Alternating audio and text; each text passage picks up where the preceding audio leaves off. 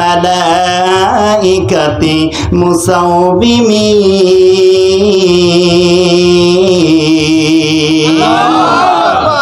আমি আল্লাহ তাআলা 5000 ফেরেশতা পাঠা দিলাম কাফেরের মোকাবেলা করার জন্য।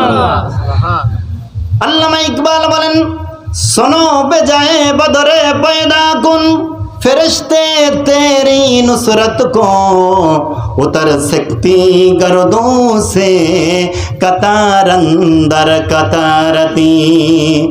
ओ दुनियार मुसलमानेरा আজও যদি তোমরা ঈমানের বলে বলিয়ান হয়ে যদি তোমরা ময়দানে নামতে পারো, আল্লাহ রাব্বুল আলামিন তোমাদের জন্য বদরের প্রান্তরের মতো কাতারে কাতারে ফেরেশতা পাঠায়া দিবে।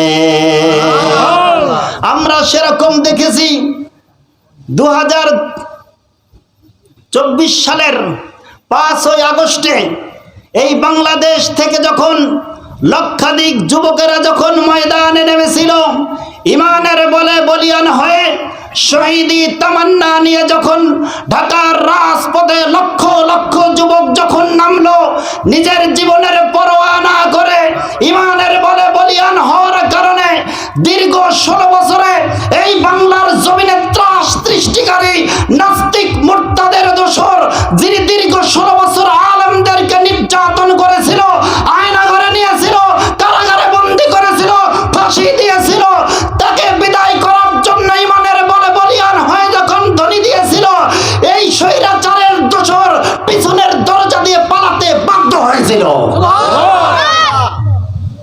হাতে অস্ত্র ছিল না। হাতে কি ছিল? অস্ত্র ছিল না, অস্ত্র ছিল না। অথচ তার র্যাব, পুলিশ, বিজেপি এমনকি কিছু সেনাবাহিনী সহ সেদিন অস্ত্র নিয়ে ময়দানে নেমে অস্ত্র ছাড়া যাদের হাতে অস্ত্র ছিল না তাদের সামনে টিকতে পারে না। সুবহানাল্লাহ কবেন না? সুবহানাল্লাহ, সুবহানাল্লাহ। আল্লাহ তাআলা বলেন, আল্লাযীনা ক্বালা লাহুমুন নাসু ইন্নান নাসা ক্বাদ জামাউ লাকুম ফাখশাউহুম ফাযাদাহুম ঈমানা। আল্লাহু আকবার কবেন না? এটা আপনাদের এলাকার কোরআনের মধ্যে আছে, আমি আমার এলাকার কোরআনে পড়ছি, এখানে বের করে দেখাবো নাকি? 275 নাম্বার আয়াত সূরা বাকারার। আল্লাহ তাআলা বলেন, একজন ইমানদার যদি ময়দানে দাঁড়ায় খালি হাতে দেয় কি, পিছনের লোকগুলোর যদি বন্দুক থাকে, কামান থাকে, বোমা থাকে, সব কিছু যদি থাকে, কিন্তু একজন ইমানদার যদি ময়দানে দাঁড়ায়, ইদ কুনতুম কালিলুম মুস্তাদআফুনা ফিল আরদি তাখাফুনা আইয়াতাখাত্তাফাকুমুন নাসু ফাআওয়াকুম ওয়া আইয়াদাকুম বিনাসরিহি। বলি আল্লাহু আকবার। সূরা আনফালের 28 নম্বর আয়াত।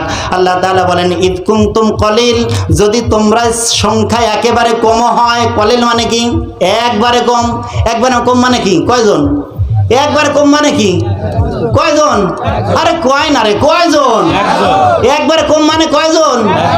একজন। যদি তোমরা সংখ্যায় একজন হও, ওদের হাতে যদি অস্ত্রও থাকে, সে যদি ইমানদার হয়, ভয় তো ভয় পেও না রে বান্দা, ওয়াইয়াদাকুম বিনাসরিহি, আমি আল্লাহ তাআলা আমার কুদরতি কোলের মধ্যে তোমাকে আশ্রয় দেব। এই হাদিসের ব্যাখ্যায় ইমাম বুখারী শরীফের বুখারীর 4th খণ্ডে কিতাবুল মাগাজির ভিতরে এসেছে, খালিদ বিন ওয়ালিদ রাদিয়াল্লাহু তাআলা আনহু একদিন রাস্তা দিয়ে হেঁটে যাচ্ছেন মরুভূমির মাঝখান দিয়ে। ডান দিক থেকে 10 জন আসে, বাম দিক থেকে 20 জন আসে, সামনে থেকে 40 জন, পিছন থেকে 50 জন, এরকম 1 জন 2 জন নয়, 10,000 কাফের সৈন্য খালিদকে ঘিরে ধরলো। খালিদ বিন ওয়ালিদ বলে, এই কাফেরেরা আমাকে কেন ঘিরে ধরেছো? অপরাধ কি আমার? এই 10,000 কাফের নেতৃত্ব দিচ্ছেন সাঈদ ইবনে আমের আল জুমাহি। হযরত ওমরের জামানায় তিনি মুসলমান হয়েছিলেন, হেমসের গভর্নর হয়েছিলেন। এই 10 লক্ষ 10,000 কাফেরের সর্দার তিনি বলেন, খালেদ রে, মুসলমানরা যখন যুদ্ধের ময়দানে হাজির হয় তোমার ভিতরে কি যেন এমন একটা শক্তি কাজ করে, তোমাদের অস্ত্র নাই, ট্রেনিং নাই, কোনো কিছুই নাই, তারপর আমরা তোমাদের সাথে যুদ্ধে বিজয় অর্জন করতে পারি না। বাড়িতে গেলে বউ ধিক্কার দেয়, সন্তানেরা ধিক্কার দেয়, এজন্য আমরা তোমাকে হত্যা করার জন্য 10,000 এসেছি। আজকে যুদ্ধের ময়দান ছাড়া তোমাকে আমরা 10,000 টুকরা তোমার দেহটাকে করে ফেলবো। খালেদ বিন ওয়ালিদ সেই সময় কোরআনুল কারীমের একটা আয়াত তেলাওয়াত করলেন, বলি সুবহানাল্লাহ। আমার দেশের সেনাপ্রধান কি সেইটা জানে নাকি? সেটা যে দিনই জানতো তাকে দীর্ঘ 1-2 দিন নয় 10 বছর পর্যন্ত তাকে আয়না ঘরে রাখছিল। নাম কি বলতে পারবেন নাকি? বলতে পারেন না? ব্রিগেডিয়ার জেনারেল আমান, আব্দুল্লাহিল আমান আজমি, যিনি বের হওয়ার পরে কোরআনের তাকে যে কোরআনের কপি দেওয়া হয়েছিল কোথায় কোথায় ভুল আছে সেটা সংশোধন করেছে, দাগ দিয়ে দিয়ে রেখেছে, এই জায়গায় কোরআনের ভুল আছে। সুবহানাল্লাহ কবেন না? আসলে ছাপাতে ভুল করেছে, কোরআনের ভুল নাই, কিন্তু ছাপাখানায় অর্থের ভুল করেছে, সেটা তিনি সেখানে ধরে দিয়েছে। আল্লাহু আকবার কবেন না? এমন মানুষ ছিলেন। খালেদ বিন ওয়ালিদ একটা আয়াত তেলাওয়াত করলেন, সূরা মুহাম্মদ আয়াত নাম্বার 10। আল্লাহ তাআলা বলেন, যালিকা বিআন্নাল্লাহা মাওলাল্লাযীনা আমানু ওয়া আন্নাল কাফিরিনা লা মাওলা লাহুম। আল্লাহু আকবার কইবেন না? খালিদ বিন ওয়ালিদ বললেন, যালিকা বিআন্নাল্লাহ, যালিকা বিআন্নাল্লাহা মাওলাল্লাযীনা আমানু, যে ব্যক্তি আল্লাহর উপর ঈমান আনে স্বয়ং আল্লাহ রাব্বুল আলামিন তার সঙ্গী হয়ে যায়। ওয়া আন্নাল কাফিরিনা লা মাওলা লাহুম, আর যে ব্যক্তি ঈমানদার নয় আল্লাহ তার সঙ্গী হয় না। সুতরাং আল্লাহ তাআলা আমার সাথে আছেন। 10,000 কেন 10 লাখ যদি হও তবু আমি খালেদের একটা পশমের ক্ষতি করতে পারবে না। কাফেররা দাঁতে দাঁত কাটে, তরবারির মাথায় তরবারি লাগায় আর আঙ্গুলের মাথায় তরবারি ঘোরায়, 10,000 টুকরা করব। খালেদ বিন ওয়ালিদ এক তাকবীর ধ্বনি দিয়েছিলেন, এক তাকবীর ধ্বনি দেওয়ার সাথে সাথে 10,000 কাফেরের হাত থেকে অস্ত্রগুলো পড়ে গেল। পালা পালা, এখানে আর থাকা যাবে না। খালেদ বিন ওয়ালিদ যে তাকবীর দিয়েছে, এই তাকবীরের আওয়াজে 10,000 কাফের ভয় পালায়া গেল। সুবহানাল্লাহ কবেন না? বীর মুসলমান ধরো আল কোরআন, ফিরায়ে আনো সেই হারানো সম্মান। নারায়ে তাকবীর, নারায়ে তাকবীর। আওয়াজ হয় না, লোক অল্প। এক মাস রোজা রেখেছেন, শক্তি তো আরো দ্বিগুণ পরিমাণ বাড়ার কথা। খালেদ বিন ওয়ালিদকে চিঠি লিখছিলেন একটা রোমের বাদশাহ হিরাক্লিয়াস, যুদ্ধের ময়দানে 1 লক্ষ সৈন্য নিয়ে এসেছিলেন। খালেদ বিন ওয়ালিদ রাদিয়াল্লাহু তাআলা আনহু যুদ্ধ করার জন্য সৈন্যদেরকে পিছে ফেলে তিনি একাই 2 মাইল আগে সামনে গিয়ে কাফেরদের মধ্যে ঢুকে পড়েছিলেন। একটা তাকবীর ধ্বনি দিয়েছিলেন, 35টা তরবারি ভেঙে গিয়েছিল। বাকি 1 লাখ সৈন্যগুলো তারা নিজেরা ঢোসাঢুসি করেই 10,000 মৃত্যুবরণ করলো, বাকিগুলো পালায়া গেল। রোমক সম্রাট হিরাক্লিয়াসের কাছে সব খবর পৌঁছে দিল। হিরাক্লিয়াস চিঠি লিখলেন, ও খালেদ বিন ওয়ালিদ, তুমি যদি বিনা অস্ত্রে, তোমার হেলমেট ছাড়া, তোমার অস্ত্র ছাড়া, তরবারি ছাড়া, তোমার সঙ্গী ছাড়া একাকী যদি আমার কাছে আসতে পারো, যাও, আমি তোমাকে কথা দিচ্ছি কালিমা পড়ে মুসলমান হব। তবে খালেদ বিন ওয়ালিদ শর্ত আছে, রাস্তায় রাস্তায় তোমাকে মারার জন্য আমার হাজার হাজার বাহিনী থাকবে। সব বাহিনীকে অতিক্রম করে যদি তুমি আসতে পারো, তোমার কাছে অস্ত্র থাকবে না, ঘোড়া থাকবে না, তরবারি থাকবে না, মাথার হেলমেট থাকবে না, কোনো কিছুই থাকবে না। যদি আসতে পারো, আমার দরবারে পৌঁছানোর সময় ডান দিকে 30,000 তরবারি, বাম দিকে 30,000 তরবারি তাক করানো থাকবে। এই 60,000 তরবারির নিচ দিয়ে যদি সাহস নিয়ে আমার কাছে আসতে পারো, তবে কেউ না কেউ কিন্তু তোমাকে হত্যা করে ফেলবে। যদি সাহস নিয়ে আমার কাছে যদি আসতে পারো, আমি রোমের সম্রাট হিরাক্লিয়াস বলতেছি, আমি কালিমা পড়ে মুসলমান হব। এই 60,000 তরবারের নিচ দিয়ে খালেদ বিন ওয়ালিদ কেমনে গেল আজকে বলার সময় নাই। আসেন আমার রবের পরিচয় দিলাম যে কয় হাজার ফেরেশতা আসলো? 5,000। কাফের কয় হাজার? 1,000। একটা কথা বলার জন্য আমি ঘটনাটা বলছি। এখন এক মালাকুল মউত আজরাইল হলেই যথেষ্ট হতো, তাই না? 1000কে একাই মেরে ফেলতে পারতো। এক জিব্রাইল হলেই যথেষ্ট হতো, তারপরেও 5000 এসেছে। এখন কথা হলো ওই জায়গায় না, প্রশ্ন হলো এটা, একজন কাফেরের বিপক্ষে 5 জন করে ফেরেশতা ঘেরাও করা, এরপরে যুদ্ধের মধ্যে 14 জন সাহাবী কেন শহীদ হলো? প্রশ্ন আসে কি আসে না? প্রশ্ন আসে কি আসে না? আপনাদের এই প্রশ্নের উত্তর জানা দরকার যে 14 জন মুসলিম কেমনে শহীদ হলো? কাফের তো মৃত্যুবরণ করেছিল 70 জন, কিন্তু 14 জন মুসলমান কেন শহীদ হলো জানা দরকার। কথা কয় না, জানতে কি মন চায়? আমার উপস্থিত হাজির, পরের অংশ আসেন, আমি বলে দেবো ইনশাআল্লাহ। আল্লাহ তাআলা পরের অংশ বলেন, উবুদু রাব্বাকুম, ইবাদত করো তোমার রবের। এই দুনিয়ার মানুষ যদি প্রশ্ন করে রব্বুল আলামিন, দুনিয়ায় চাকরি করলে বেতন পাওয়া যায়, সারাদিন কামলা দিলে টাকা পাওয়া যায়, সেই টাকা দিয়ে তরু তরকারি শাক সবজি এগুলো কিনে নিয়ে পরিবারের চাহিদাগুলো পূরণ করা যায়। আল্লাহ তাআলা আমরা তোমার ইবাদত করব, তুমি আমাদের কি দিবা? আল্লাহ তাআলা বলেন, গোলাম রে আমি তোমাদের কি দিব শোনো, ওমা খালাকাতুল জিন্না ওয়াল ইনসা ইল্লা লিয়াবুদুন। গোলাম আমি তোমাকে ইবাদত করার জন্যই বানিয়েছি। সুবহানাল্লাহ। কেন ইবাদত করব? আমাদেরকে কি দিবা? এই প্রশ্নের জবাবে আল্লাহ তাআলা বলেন, গোলাম হুয়াল্লাযী খালাকা লাকুম মা ফিল আরদি জামিআ, এই দুনিয়ায় যা কিছু নিয়ামত দেখতে পাচ্ছ গোলাম, এগুলো তো সব তোমার জন্যই আমি বানিয়েছি। সুবহানাল্লাহ বলে না? তাও সুবহানাল্লাহ বলে না? কেন ইবাদত করবে না গোলাম? প্রতিদিন 16 কেজি অক্সিজেন নিচ্ছ। এই যে করোনা ভাইরাস, আপনারা নাম শুনেছেন কি শোনেন নাই? আপনারা তার ভয় অনেক সময় ঘর থেকেও বের হন নাই, এমন সময় গেছে কি যায় নাই? এমন সময় পার করে এসেছেন। ওই সময় আমি পত্রিকায় পড়েছিলাম, এক ব্যক্তি করোনা ভাইরাসে আক্রান্ত, তার অক্সিজেনের দরকার, মাত্র 13 কেজি অক্সিজেন কিনতে টাকা লেগেছিল 40,000। সুবহানাল্লাহ কবেন না?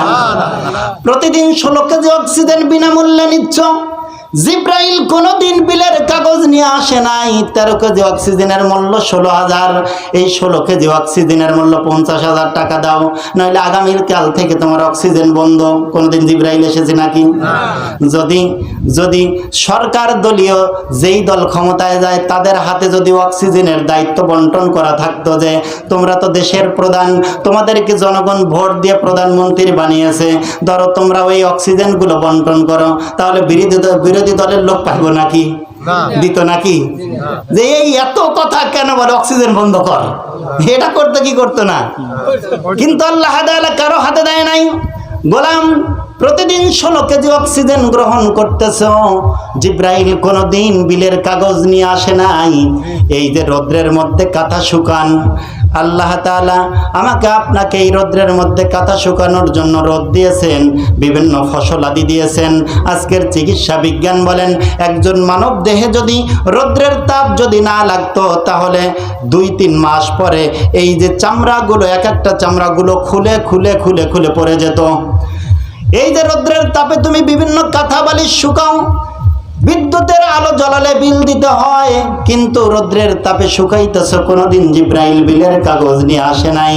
গরুর বাছুরকে বেঁধে রেখেছ, গরু বাছুর সারা রাত হাম্বা হাম্বা বলে কেঁদেছে, মা বা গরুটা রশি ছিঁড়ে এসে দুধ দেয় নাই। আমার উপস্থিত হাজিরিন, সব কিছু নিয়ামত আমি আল্লাহ তাআলা তোমাকে দিলাম, বান্দা তুমি কেন আমার ইবাদত করবে না? তুমি একটা ফল খাবে, আমি আল্লাহ তাআলা কুদরতি হাতে প্যাকেট করে দিয়েছি। তুমি একটা কমলা খাবে, আমি আল্লাহ তাআলা কুদরতি হাতে প্যাকেট করে দিয়েছি। তুমি একটা আম খাবে, আমি আল্লাহ তাআলা কুদরতি হাতে প্যাকেট করে দিয়েছি। তুমি একটা জাম খাবে, আমি আল্লাহ তাআলা কুদরতি হাতে প্যাকেট করে দিয়েছি। তুমি একটা কলা খাবে, আমি আল্লাহ তাআলা কুদরতি হাতে প্যাকেট করে দিয়েছি। বান্দারে তুমি একটা কাঁঠাল খাবে, আমি আল্লাহ কুদরতি হাতে প্যাকেট করে দিয়েছি। একবার যদি এটা ফাটায় ফেলো, পৃথিবীর এমন কোনো কেমিস্ট নাই যেটাকে জোড়া দিতে পারবে। আমি আল্লাহ তাআলা ভাইরাস মুক্ত করে আমি আল্লাহ তাআলা তোমাকে খাওয়াইতেছি। বান্দা বিনিময় তুমি কি করবা? বিনিময় এত কিছু আমি আল্লাহ তোমাকে দিলাম, বিনিময় একটা জিনিস চাই, ওয়ামা উমিরু ইল্লা লিয়াবুদুল্লাহ মুখলিসিনা লাহুদ্দিন। কেবলমাত্র শুধুমাত্র একমাত্র সব কিছু খাবে, ইবাদত আর দাসত্ব করবে কার? মুয়াজ্জিন আজকের রাত শেষ হওয়ার পরে সুবহে সাদিকের পূর্ব মুহূর্তে একটা ডাক দিবে, সে ডাকটা হলো আসসালাতু খায়রুম মিনান, কথা বলে না, আসসালাতু খায়রুম মিনান নাওম, ঘুম থেকে নামাজ উত্তম। পশ্চিমা বিজ্ঞানীগণ গবেষণা করলো, প্রচণ্ড শীতের মৌসুমে যখন মানুষ, এই সময় প্রচণ্ড শীতের মৌসুম, এই সময় মানুষের যখন আরামের ঘুম আসে, আর পাগল মুসলমান কয় এই সময় নাকি ঘুম থেকে নামাজ উত্তম। এখন উঠলে তো মানুষের সর্দি লাগবে, জ্বর আসবে, অ্যালার্জি হবে, আর এই সময় তো মানুষ একটু আরামের ঘুম ঘুমায়। এ সময় কেন ঘুম থেকে নামাজ উত্তম হলো? গবেষণা শুরু করলো, একদিন দুই দিন নয়, 12 বছর পর্যন্ত গবেষণা করলো। 12 বছর গবেষণা করার পর ডক্টর ওয়াহিদুজ্জামান সায়েন্টিফিক ইন্টিগ্রেশন বইয়ের মধ্যে লেখেন, লাহোর বিশ্ববিদ্যালয়ের অধ্যাপক প্রফেসর, তিনি লেখেন পশ্চিমা বিশ্বের বিজ্ঞানীগণ ডক্টর মাইকেল এইচ হার্ট তিনি গবেষণা করে উল্লেখ করেছেন, সূর্য প্রতিদিন সকালবেলা উদিত হয়, সূর্য অস্তমিত যাওয়ার পরে সূর্যের ভিতরে থাকে আল্ট্রাভায়োলেট রে, অতি বেগুনি রশ্মি, কসমিক রে, যেগুলো কিছু আছে প্রাণী জগতের জন্য উপকার, আর কিছু আছে প্রাণী জগতের জন্য ক্ষতিকর। সূর্যের এই ক্ষতিকর প্রভাবগুলো মুক্ত হতে হতে হতে হতে যখন সুবহে সাদেকের সময় হয়, ওই সময় পৃথিবীর আকাশটা থাকে তাপ মুক্ত আকাশ, আর মানুষের জন্য উপকারী একটা সময়। আর ওই সময় যদি কেউ ঘুমিয়ে না থেকে, আর মুসলমান বলতেছে আসসালাতু খায়রুম মিনান নাওম, ওই সময় যদি কেউ ঘুম থেকে উঠে হেঁটে হেঁটে মসজিদে গিয়ে যদি নামাজ আদায় করতে পারে, আর হেঁটে হেঁটে যদি বাড়ি আসতে পারে, সায়েন্টিফিক ইন্টিগ্রেশন বইয়ের মধ্যে ডক্টর ওয়াহিদুজ্জামান লেখেন, ডক্টর মাইকেল জেমস হার্ট তিনি তার গবেষণায় উল্লেখ করেছেন, ওই ব্যক্তির দেহে এ পরিমাণ উপকারিতা হবে, উপকার পাবে, লক্ষ লক্ষ টাকার ঔষধ খাইলে তিনি ওই পরিমাণ উপকার পাবে না। ডক্টর ইসহার্ট বলেছেন, যদি কেউ ফজরের সময় আজান শুনে ঘুম থেকে উঠে ওযু করে হেঁটে হেঁটে মসজিদ পর্যন্ত যেতে পারে, আবার হেঁটে হেঁটে নামাজ শেষে যদি বাড়িতে আসতে পারে, আমি এই ইসহাক বলে দিলাম তার দেহের মধ্যে জীবনে কোনোদিন ডায়াবেটিসের রোগ হবে না। আর আমরা ওই সময় ঘুমাইয়া থাকি। হ্যাঁ, যুবক ভাইরা তো আরো ভালো, তারা তো সারাদিন রাত্রিবেলায় মোবাইলে হোয়াটসঅ্যাপ, মেসেঞ্জার, ফেসবুক, ইমোতে চ্যাটিং করতে করতে রাত্রি 2টা 2:30 বাজায় ফেলে দেয়। ফজরের আগ মুহূর্তে চিন্তা করে আর তো আছে 2 ঘন্টা, এখন ঘুমায় যায়। অবশ্য আপনাদের এই বয়রার যুবকদের কথা বলতেছি না, কারণ এরা বলবো হুজুর আমাদের বিরুদ্ধে কথা বলে, হুজুরের চামড়া তুলে নেব আমরা। হ্যাঁ, এরকম করবেন না যুবকরা। দরজওয়ানি তওবা করদম সেওয়ে পয়গম্বরি ওয়াক্ত বীরি বুরগ জালেম মি শায়দ পর রহে গয়ে। শেখ সাদি বলেছেন, 80 বছরের বৃদ্ধ যদি জীবনে 1000 সেজদা করে, আর যুবক যদি যুবক বয়সে একটা সেজদা করে, 80 বছরের বৃদ্ধের 1000 সেজদার চাইতে যুবকের একটা সেজদার দাম আল্লাহর কাছে অনেক বেশি।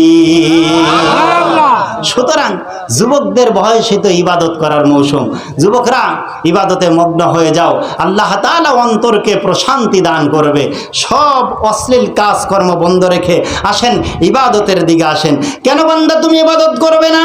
আলাম নাজআল লাহু আইনাইনি ওয়া লিসানাও ওয়া শাফাতাইনি ওয়া হাদাইনাহুন নাজদাইন। আলাম নাজআল লাহু আইনাইন, আমি কি তোমাকে 2টা চক্ষু দেই নাই? তুমি কেন ইবাদত করবো না বান্দা? আমার ডাকে কেন তুমি সাড়া দাও না? কেন ইবাদত আমার গোলামি কেন করবা না? আলাম নাজআল লাহু আইনাইন, আমি কি তোমাকে 2টা চক্ষু দেই নাই? এই চোখের কত দাম, যার চোখ নাই তার কাছে যান। পাংশা রাজবাড়ি এক দাখিল মাদ্রাসার আমি প্রধান আলোচক ছিলাম। 2019, 20, 21 3 বছর একটা মাহফিল করেছি প্রধান আলোচক হিসেবে। তো 2019 সালে আমি যখন প্রথম সেখানে মাহফিল করতে গেলাম, আমাকে খেতে দিল। আমার পার্শ্বে বসা এক অন্ধ মানুষ এসে বসলেন, মুসাফা করলেন, পরিচয় দিলেন। সবাই একসাথে খেতে বসেছি রাত্রিবেলায়, হঠাৎ করে কারেন্ট চলে গেল। এই সবাই এ পরিমাণ চিল্লাইতে শুরু করলো যে কারেন্ট নেওয়ার আর সময় পেল না, ইয়াহুদি এটা সেটা বলতে শুরু করলো, আর কিছু বলল তাড়াতাড়ি আলোর ব্যবস্থা করো। এখন আমার পার্শ্বে যিনি বসে আছেন তিনি বাম হাত দিয়ে আমার হাত ধরে বলে, হুজুর দীর্ঘ এই কয়েক সেকেন্ড কারেন্ট চলে গেছে, তাই এরকম সবাই চেঁচামেচি শুরু করে দিয়েছে। আজকে দীর্ঘ 22 বছর যাবৎ আমি পৃথিবীর আলো বাতাস দেখতে পাই না। আল্লাহু আকবার। চোখের কত দাম, চোখের কত দাম। আমি শুনেছি অন্ধ আলতাব হোসেন, ভাইদার নাম শোনেন নাই? অন্ধ আলতাব হোসেন, পাবনা বাড়ি।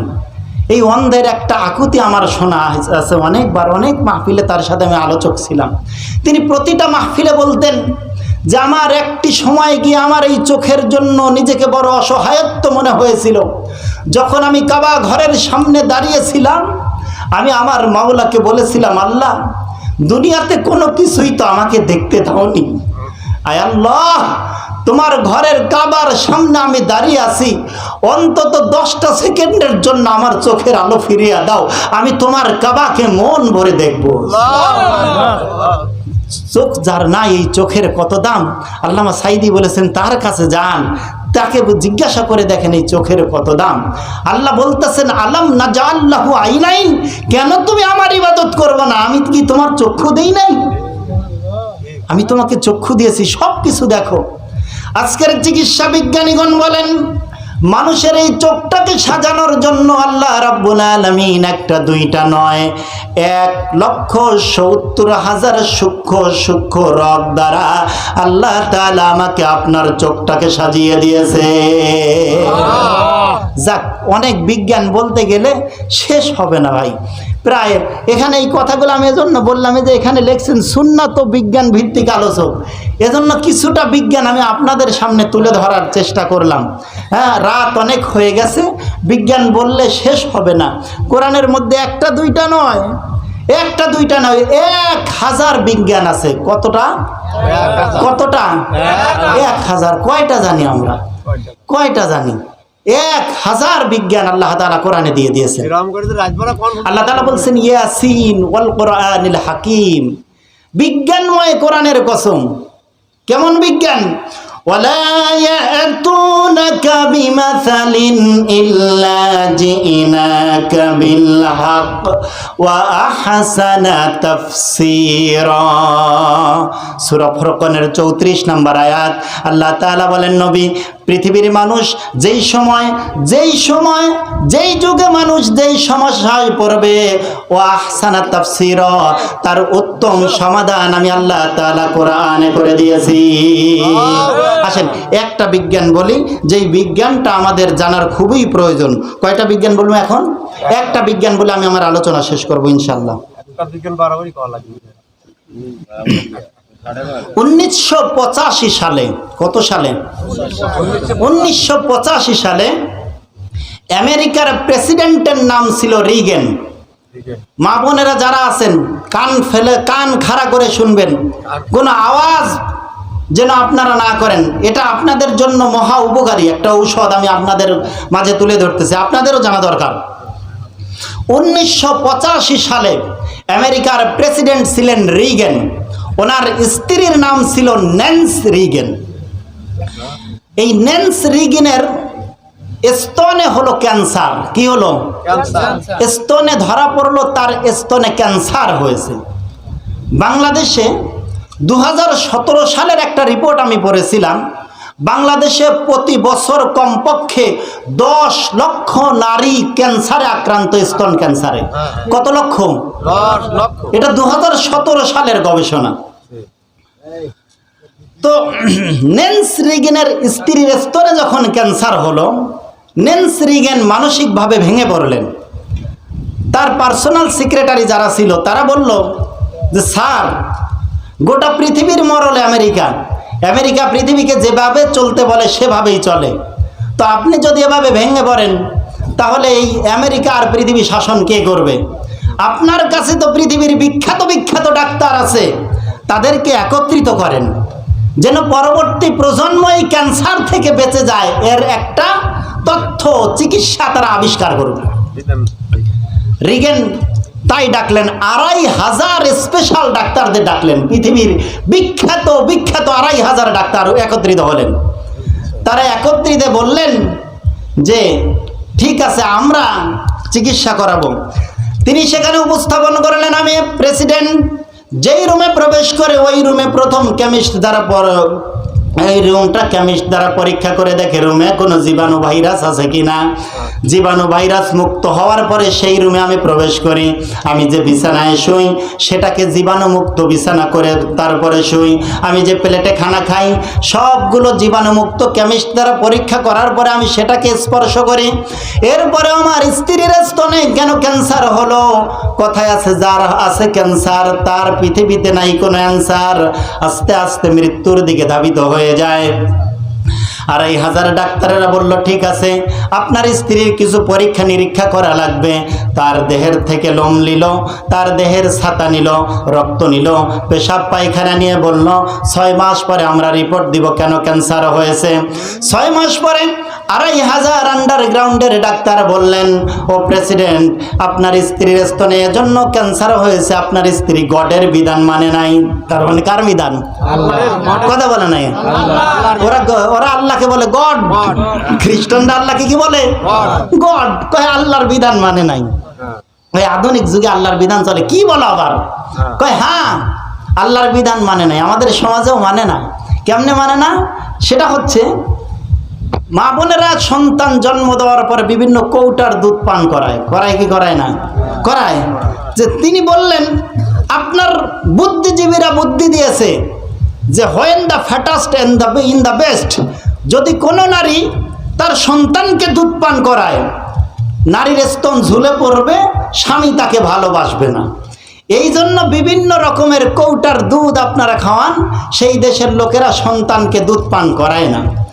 তা যেই নারী সন্তান প্রসব করেছে এমন নারীর দুধ আমরা নিয়েছিলাম, পরীক্ষা করে দেখলাম নারীদের দুধের ভিতরে থাকে অ্যামাইনো অ্যাসিড। আমরা যখন 6 মাস সন্তান প্রসব করেছে এমন নারীর দুধ নিলাম, তার ভিতরে দেখলাম এখনো অ্যামাইনো অ্যাসিড আছে। 1 বছর সন্তান প্রসব করেছে এমন নারীর দুধ নিলাম, সেটা দেখলাম অ্যামাইনো অ্যাসিড আছে। 2 বছর সন্তান জন্ম দিয়েছে, 2 বছর পার হয়ে গেছে, এমন নারীর দুধ নেওয়ার পর আমরা দেখতে পেলাম যে না, স্ত্রীর স্তরে আর অ্যামাইনো অ্যাসিড নাই। তার মানে কোন নারী যদি 2 বছর সন্তানকে দুধ পান না করায় পূর্ণ 2 বছর, তাহলে যে কোনো মুহূর্তে অ্যামাইনো অ্যাসিডের প্রতিক্রিয়ায় ক্যান্সারের জীবাণু তৈরি হতে পারে। এই 2500-এর মধ্যে একজন ডাক্তার ছিল মুসলমান, বাড়ি তার সৌদি আরব, নাম হলো আব্দুল মজিদ জিন্দানি। তিনি বললেন তোমরা এই গবেষণা করার জন্য 6 মাস লাগাইলা? এই গবেষণার কথাটা আজ থেকে 1500 বছর আগে আমাদের পুরনো কিতাব কোরআনের মধ্যে আল্লাহ তাআলা জানিয়ে দিয়েছে। অবাক হয়ে গেল, বলে কি আজ থেকে 1500 বছর আগে মোহাম্মদ তো এই আধুনিক যুগে জন্মগ্রহণ করে নাই, এইসব মেশিনই তো আবিষ্কার হয় নাই, তিনি কেমনে বলতে পারলো? কয় হ্যাঁ আমি জানিয়ে দেবো, আমি দেখায় দেবো। সঙ্গে সঙ্গে তিনি কোরআনুল কারীম নিয়ে এসে কোরআনুল কারীম থেকে এই যে সূরা বাকারা, এই সূরা বাকারার 222 নম্বর আর 223 নম্বর আয়াত তেলাওয়াত করে শুনাইয়া দিলেন। ওয়াল ওয়ালিদাতু ইউরদি'না আওলাদাহুন্না হাওলাইনি কামিলাইন। অনুবাদ শোনার আগে একটু চিৎকার মেরে বলেন আল্লাহু আকবার। ওয়ালিদাত বলা হয়েছে, উম্মাহাত বলা হয় নাই। তার মানে প্রসবকারী নারীরা তার সন্তানকে পূর্ণ 2 বছর দুধ পান করাবে, তাহলে হাওলাইনে কামেলাইন, সন্তানের জীবন নিরাপদ হয়ে যাবে, মায়ের জীবনটাও নিরাপদ হয়ে যাবে। জোরে বলি সুবহানাল্লাহ। ঠিক, এইটি আসল কথা। এজন্য আসেন কোরআনের দিকে সবাইকে আহ্বান করছি, কোরআনের দিকে ডাকছি, আসেন কোরআন পড়ি, কোরআন বুঝি, আল কোরআনের সমাজ গড়ি। আল্লাহ তাআলা আমাদের কবুল করুক, সবাই বলি আমিন। উপস্থিত হাজিরিন, অনেকে চিন্তা করে রাখে যে প্রধান বক্তার হাতে আমি কিছু টাকা দিব, প্রধান বক্তা আমার জন্য দোয়া করবে। তো আমি এসেছি সেই অনেক দূর থেকে।